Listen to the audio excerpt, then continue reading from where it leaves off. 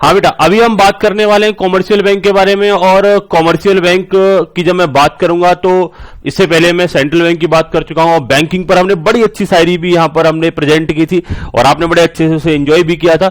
मैं उस शायरी को एक बार रिपीट कर देता हूं। बच्चे कह रहे हाँ सर एक बार रिपीट करो, बड़ा मजा आता है और कहीं ना कहीं बड़ा शुरुआत अच्छी हो जाती है तो फिर उसके बाद पढ़ने में मन लगता है। मैंने कहा ठीक है बेटा, आपकी डिमांड पर जरूर रिपीट करता हूं उसे। मैंने आपसे बोला था किस्मत में है बेटा, किस्मत में है उतना ही मिलेगा, किस्मत में है उतना ही मिलेगा, ध्यान से पढ़ लो नहीं तो कुछ नहीं मिलेगा। अभी हम बात करने वाले हैं कॉमर्शियल बैंक की, और कॉमर्शियल बैंक को अगर हमने समझना है तो थोड़ा सा ये सेंट्रल बैंक से डिफरेंट होगा। सेंट्रल बैंक की जब मैं बात कर रहा था तो मैं आपसे क्या बोल रहा था कि सेंट्रल बैंक मोरलेस पब्लिक के साथ डील नहीं करती, कुछ एक्सेप्शनल केसेस को छोड़ करके, लेकिन कॉमर्शियल बैंक पब्लिक के साथ डील करेंगे। सेंट्रल बैंक कई बार, हमारी जो सेंट्रल बैंक की हम बात कर रहे हैं तो इसे बैंक टू बैंकर बोला जाता है। सेंट्रल बैंक बैंकों के साथ डील करती है लेकिन पब्लिक के साथ डील नहीं करेगी। सेंट्रल बैंक को बैंकर टू द गवर्नमेंट बोला जाता है। जी बिल्कुल, इन सारे मुद्दों पर हम बात कर चुके हैं, लेकिन अभी जो हम बात करने वाले हैं वो किसकी बात करने वाले? कॉमर्शियल बैंक की। तो आज बच्चों में जो कॉमर्शियल बैंक के बारे में आपसे बात करूंगा तो इससे रिलेटेड कुछ फैक्ट बताऊंगा, और ये बताना जरूरी भी है। बच्चे कह रहे हैं सर हम जो हमारा जो करंट अफेयर टॉपिक है इसमें हमारे कई बार ये मॉड्यूल से थोड़ा सा एक्स्ट्रा चीज है। बेटा पढ़नी पड़ेंगी आपको, जरा सा मॉड्यूल है, अगर आप उसे देख करके आपको ऐसा लगेगा CSEET में कुछ पढ़ने की जरूरत नहीं है, कभी ऐसा हो सकता है क्या? थोड़ा सा एक्स्ट्रा जाना पड़ेगा, बियॉन्ड द बाउंड्रीज हमको जाना पड़ेगा। उससे रिलेटेड फैक्ट, उससे रिलेटेड एक्सप्लेनेशंस, उससे रिलेटेड कुछ कनेक्टेड थिंग्स हमको स्टडी करनी पड़ेंगी, अदरवाइज एग्जाम में प्रॉब्लम हो सकती है। आप इस रूट को मना नहीं कर सकते। तो कई बार हमको थोड़ा थोड़ा सा लीक से हट करके कुछ एडिशनल मैटर्स को यहां पर स्टडी करना पड़ रहा है और उन्हें हम स्टडी करेंगे, हर एक फील्ड में स्टडी करेंगे। कॉमर्शियल बैंक की मैं आपसे बात करने वाला था, डायरेक्टली उसमें हेड गिवन नहीं है, लेकिन स्टिल हमने बैंक्स के बारे में बहुत सारे डिस्कशन किए हैं, सेंट्रल बैंक के बारे में किए, कॉमर्शियल बैंक के बारे में डिस्कशन किए, तो इनके बारे में थोड़ा सा आइडिया होना चाहिए, एक जनरल अवेयरनेस हमारे पास होनी चाहिए। इसी मुद्दे को ध्यान में रखते हुए हम इस टॉपिक को यहां पर पढ़ रहे हैं। कॉमर्शियल बैंक की मैं आपसे बात करने वाला हूं। तो कॉमर्शियल बैंक के बारे में मैंने आपसे पहले ही बोला है कि ये एक ऐसे एस्पेक्ट होंगे, जो ये ऐसे बैंक होंगे, ऐसे फाइनेंशियल इंस्टीट्यूशन होंगे, क्योंकि जहां पैसों का लेन देन होगा उसे फाइनेंशियल इंस्टीट्यूशन तो इजीली बोला जा सकता है, लेकिन वो फाइनेंशियल इंस्टीट्यूशन कुछ ऐसा होगा जो डिफरेंट डिफरेंट एक्टिविटीज में इन्वॉल्व होगा, और वो एक्टिविटी डायरेक्टली पब्लिक से कनेक्टेड होंगी और कहीं ना कहीं पब्लिक को डिफरेंट डिफरेंट टाइप के बेनिफिट देने से रिलेटेड होंगी। और उन्हीं एक्टिविटीज की अगर मैं बात करूं तो उसमें कहीं ना कहीं आपके कंज्यूमर्स को लोन देना हो सकता है और बिजनेसेस को लोन देना हो सकता है। सर कंज्यूमर को लोन देना, कंज्यूमर और कस्टमर में कोई डिफरेंस होता है क्या? जी बिल्कुल हो सकता है। कंज्यूमर की अगर हम बात करें जो थिंग्स एंड कमोडिटी को कंज्यूम करता है, दैट मींस कस्टमर की अगर हम बात करें तो एक कस्टमर मे बी कंज्यूमर और मे नॉट बी कंज्यूमर। जैसे फॉर एग्जांपल मैंने मिस्टर एक्स से कुछ सामान खरीदा और मिस्टर बाई को सेल कर दिया, तो मैं मिस्टर एक्स से जब खरीदने गया था तो मैं एक कस्टमर भी था बट मैं कंज्यूमर नहीं था। बट मिस्टर बाई ने जो सामान मैंने एक्स से खरीदा और बाई को सेल कर दिया, लेकिन बाई ने जो खरीदा वो खुद कंज्यूम कर लिया, अपने लिए खरीदा था, तो वो बाई जो है मेरे पॉइंट ऑफ व्यू से कस्टमर भी है और ऑन द अदर एंड देखा जाए तो बाई एक कंज्यूमर भी है। तो कंज्यूमर कस्टमर कई बार सिमिलर हो सकते हैं। तो यहां पर बात की गई, मोरलेस तौर पर यहां बात की गई है कि जब बैंकिंग सिस्टम की बात करते हैं तो कॉमर्शियल बैंक उसमें मेजर रोल प्ले करते हैं और जो पब्लिक की रिक्वायरमेंट्स को कहीं ना कहीं टाइम पर फुलफिल करते रहते हैं। और कॉमर्शियल बैंक का अगर देखा जाए तो कंज्यूमर्स और बिजनेसेस को लोन देना, साथ ही साथ में डिफरेंट पर्सन के अकाउंट मेंटेन करना कि हमारे पास पैसे जमा कराओ, हम इन्हें सुरक्षित सेफ गार्ड रखेंगे और आपको कोई प्रॉब्लम नहीं होने देंगे। अगले मुद्दों की अगर हम बात करी जाए, कहीं ना कहीं हमारी जो वैल्यूएबल्स होती हैं, जो हमारी बहुत ही ज्यादा इंपॉर्टेंट थिंग्स होती हैं, उन्हें भी कई बार सेफ कस्टडी में रखते हैं। घर से सामान चोरी चला जा सकता है, घर से सामान चोरी जा सकता है, लेकिन बैंक के लॉकर में रखने से थोड़ी ना जाएगा। वहां 100% प्रोटेक्शन होती है, 24/7 रात दिन की प्रोटेक्शन होती है। घर पर तो हम सो भी जाते हैं, वहां का चौकीदार तो जागता रहता है। आगे हमने बात की वेरीफाइंग कॉइनेज, दैट मींस हम कई बार मनी को वेरीफाई करने का काम करता है। हम मनी को नहीं पहचान पा रहे, लेकिन बैंकिंग सिस्टम के पास डिफरेंट तौर तरीके होते हैं जिससे वो डिफरेंट टाइप की मनी को पहचान सकता है। फॉरेन एक्सचेंज कहीं ना कहीं करने का काम करता है। आपको फॉरेन करेंसी चाहिए तो आरबीआई के पास डायरेक्ट तो नहीं जा पाएंगे आप। फॉरेन एक्सचेंज कहीं ना कहीं मोस्ट ऑफ द टाइम पर आरबीआई अपने पास सेफ गार्ड करता है, लेकिन अगर पब्लिक को फॉरेन एक्सचेंज चाहिए, आपको फॉरेन कंट्री घूमने जाना है, आपको यूएसए जाना है, आपको यूके जाना है, आपको चाइना के वुहान में जाना है घूमने के लिए, तो भी आपको डॉलर्स की रिक्वायरमेंट पड़ेगी, हाँ या ना? बच्चे कह रहे हैं सर सब जगह जाएंगे लेकिन वुहान नहीं जाएंगे। कोई बात नहीं बेटा, क्या हो गया, जाना चाहिए हमको। तो मैंने आपसे क्या बोला, कहीं ना कहीं डिफरेंट डिफरेंट टाइप के फॉरेन एक्सचेंजेस की अगर हम बात करें, डिफरेंट डिफरेंट टाइप के फॉरेन एक्सचेंज की अगर हम बात करें, अगर हमको रिक्वायरमेंट पड़ती है तो वो कहां से मिलेगा? बच्चे कह रहे हैं गवर्नमेंट से मिलेगा। बेटा गवर्नमेंट का मतलब क्या है यहां पर? आरबीआई से मिलेगा क्या, या भारत सरकार देगी, या कहां से मिलेगा? बैंकर से मिलेगा या डीलर से मिलेगा? बड़े सारे कंफ्यूजन माइंड में आ जाते हैं, दिमाग में नहीं आता ये डॉलर कहां से मिलेंगे, माइंड में अचानक से क्लिक नहीं करता। आज हम बात कर रहे हैं जब भी आपको फॉरेन करेंसी की जरूरत होगी तो कमर्शियल बैंक और डीलर्स के थ्रू मिलेगी, लेकिन ये कमर्शियल बैंक और डीलर ऑथराइज तो होते हैं, लेकिन वो नॉर्म्स को ध्यान में रखते हुए ही आपको ये फॉरेन करेंसी प्रोवाइड करेंगे। और भी बड़े सारे एस्पेक्ट हो सकते हैं कि जो आपसे पैसा लिया उस पर इंटरेस्ट देना, साथ ही साथ आपको लोन ग्रांट करना, ये सारी फैसिलिटी हमारे कॉमर्शियल बैंक दे सकते हैं। मैंने आपसे क्या कहा, कॉमर्शियल बैंक की ज्यादातर एक्टिविटीज पब्लिक से कनेक्टेड है, यस या नो? उधर हम सेंट्रल बैंक की जब बात कर रहे थे वहां पब्लिक से कनेक्टिविटी नहीं दिख रही थी, वहां बैंकों से कनेक्टिविटी दिख रही थी, वहां गवर्नमेंट से कनेक्टिविटी दिख रही थी, या कई बार लिक्विडिटी को मैनेज करने के लिए। मेरी बात ध्यान से सुनना, ये वर्ड आपको बड़ा सुनने को मिलेगा। लिक्विडिटी का मीनिंग क्या होता है, इस लिक्विडिटी के मीनिंग को समझने का प्रयास करो। एक कहानी सुनो मेरे से बेटा, बैंकिंग सेक्टर से रिलेटेड मुद्दों पर यह टर्म बार बार आपके सामने आएगा, तो इस लिक्विडिटी के मीनिंग को समझो। ये लिक्विडिटी क्या होती है? जहां कहीं भी बात लिक्विडिटी की चले तो मेरा ये कंसेप्ट ध्यान से रखना, ध्यान से सुनना।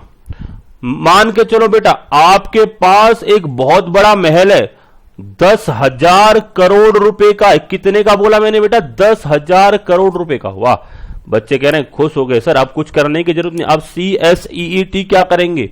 10,000 करोड़ रुपए का महल है तो सही।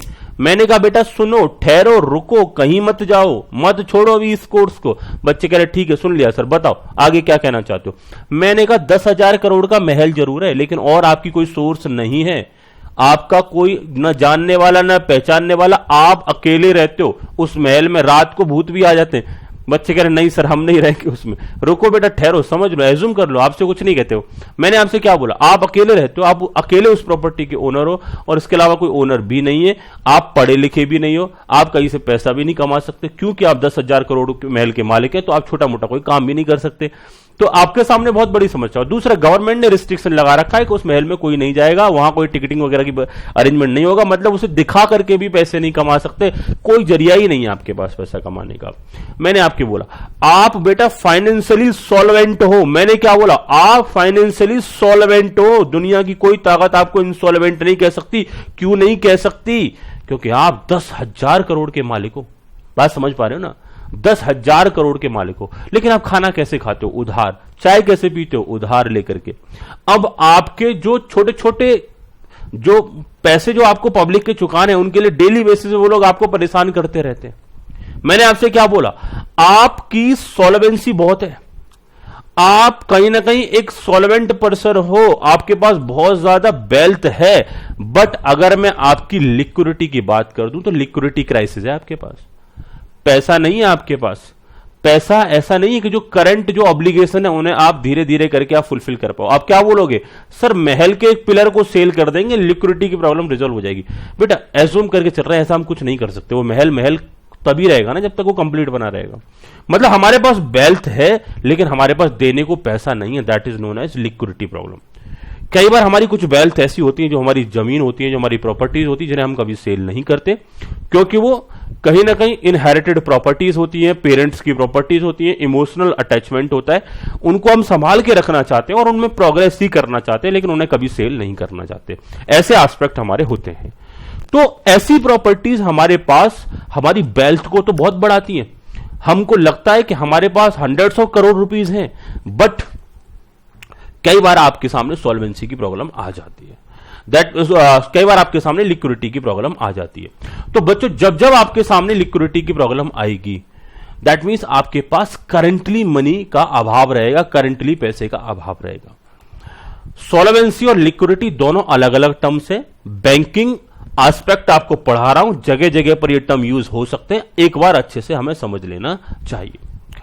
जब जब मैं आपके बैंकिंग सेक्टर की बात करूंगा तो बैंकिंग सेक्टर में कई बार एक लिक्विडिटी टर्म यूज कर लिया जाता है, जैसा कि मैंने आरबीआई के बारे में बोला। कई बार आरबीआई लिक्विडिटी मेंटेन करने के लिए डिफरेंट डिफरेंट टाइप की एक्टिविटी कर रहा होता है। कई बार तो पब्लिक के पैसे को अपनी तरफ खींच रहा होता है।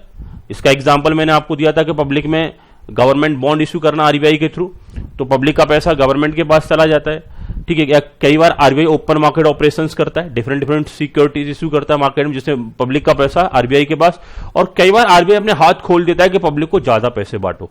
उनके पास लिक्विडिटी रहेगी तो वो खर्च करेंगे। देखो आज के सिनेरियो में हो क्या रहा है, कोविड-19 के सिचुएशन में हर एक पर्सन सहमा हुआ है, डरा हुआ है, और उसे लग रहा है कि फ्यूचर बहुत अनसर्टेन रहने वाला है। तो वो स्टेप जो ले रहा है बड़ा सोच समझ करके ले रहा है। पैसे भी अगर रिलीज कर रहा है तो बहुत सोच समझ के रिलीज कर रहा है। दिक्कत क्या आ रही है, दिक्कत अचानक से इस बात से नहीं है कि कोविड-19 हो गया कि बिजनेसेस बंद हो गए या ट्रांजेक्शन, दिक्कत इस बात से साइकोलॉजी में एक ब्रेक लगा है। साइकोलॉजी में ब्रेक का मतलब है कि हमने अपनी वर्किंग को एकदम लिमिटेड कर दिया। हर एक पर्सन ने कर दिया है, मैंने कर दिया है, आपने कर दिया है, सबने कर दिया है। क्यों कर दिया है? कल को अगर फ्यूचर अनसर्टेन है, कल को क्या होगा नहीं पता। पैसे कम से कम बाहर एक्सपेंस करो, जितना इनफ्लो हो सकता है। इनफ्लो किसी को नहीं हो रहा, लेकिन मेन थिंग इज दैट एक साइकोलॉजी पर हमने ब्रेक लगा रखा है। बेटा साइकोलॉजिकली जो ब्रेक लगा है उससे इकोनॉमी ज्यादा रुकी है रादर देन कोविड-19 से। हमारी बहुत सारी एक्टिविटीज हमारी कंटिन्यू रह सकती हैं, और कई बार आपने देखा साइकोलॉजी का ब्रेक कई जगह काम नहीं किया। जैसे हम बात करें लिक्कर के केस में बात करें, वहां पर देखो अचानक से बाढ़ आ गई खरीदने वालों की। तो मैं आपसे कह रहा हूं हमने एक्सपेंस करना कम किया तो मार्केट में फ्लो कम हो गए। भाई वही एक नोट एक दिन में 50 लोगों के पास घूम जाया करता था, वही मनी एक दिन में 50% के पास घूम जाया करती थी। आपने मुझे दिया, मैंने किसी और को दिया, किसी और ने किसी और को दिया, तो वही पैसा 10 लोगों की, 20 लोगों की, 25 लोगों की, 50 लोगों की एक दिन की अर्निंग बन जाया करता था। लेकिन आज कोई किसी को नहीं दे रहा। तो ऐसा ही लगेगा ना, कुछ भी अर्निंग नहीं चल रही, कुछ भी बिजनेसेस नहीं चल रहे, कुछ भी काम नहीं चल रहे। तो साइकोलॉजिकल ब्रेक जो हमारे हैं उनको हमें तोड़ना पड़ेगा। मैं आपसे बात कर रहा हूं बेटा, हमारी central government different different type के टर्म यूज करती है, जिनमें कई बार लिक्विडिटी टर्म यूज हो जाता है, कई बार इंसॉल्वेंसी टर्म यूज हो जाता है।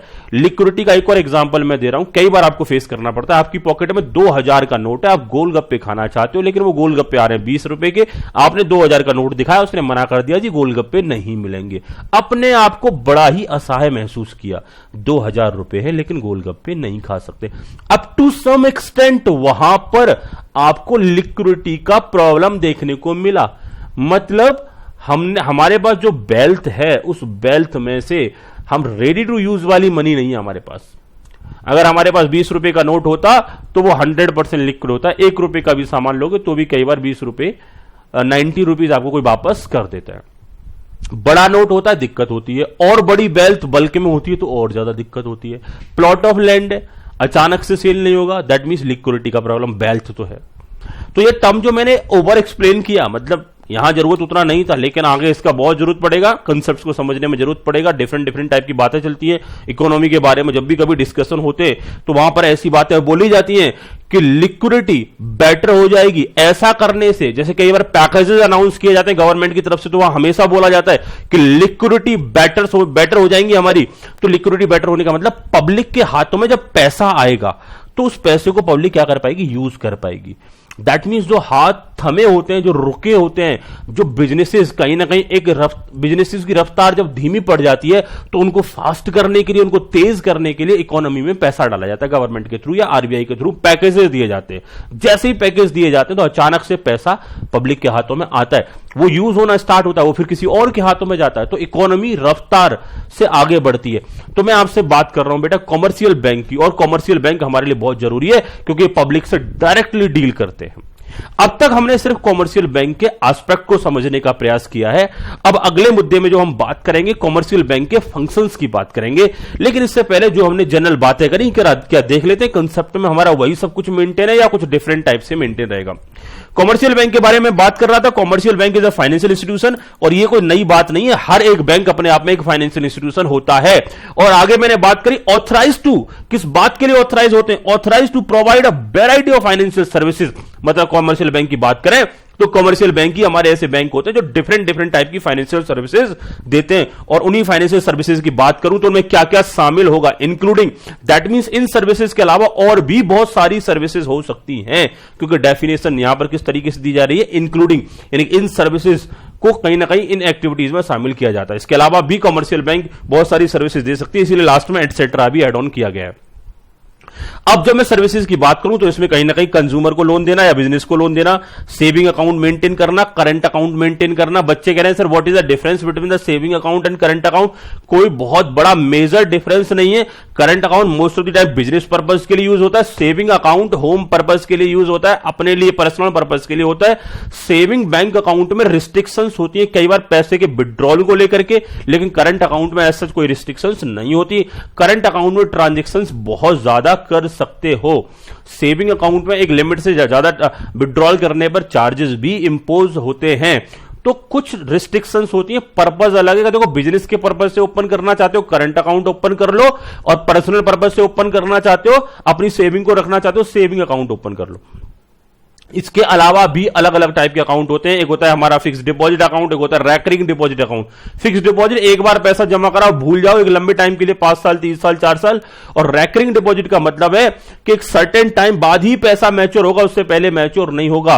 लेकिन जो डिपॉजिट होगी वो एक साथ लमसम में नहीं होगी, वो धीरे धीरे होगी। जैसे मैं 1,000 रुपए ईच एंड एवरी मंथ के एंड में जमा कर रहा हूं, लेकिन पैसा मुझे मिलेगा 10 साल बाद। ये मेरी रैकरिंग डिपॉजिट होगी, 10 साल तक जमा करना, 10 साल बाद पैसा मिलेगा। और आज ही मैंने लमसम में 10 लाख की एफडी करा दी और 10 साल बाद विद इंटरेस्ट वो डबल अमाउंट मिलेगा। तो ऐसी एफडी को हम क्या बोलेंगे, फिक्स डिपॉजिट, क्योंकि एक ही बार में जमा कराया जा रहा है। तो हमने बोला डिफरेंट डिफरेंट टाइप के डिपॉजिट रखने का काम करते हैं, एक्सेप्टिंग डिपॉजिट और deposit valuables of the safe keeping.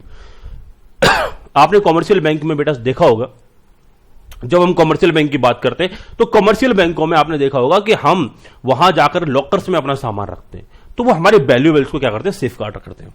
दूसरा verifying coinage, money, foreign exchange और पेमेंट ऑफ इंटरेस्ट।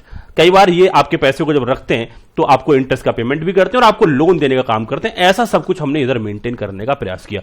क्या बेटा कॉमर्शियल बैंक क्लियर हुआ?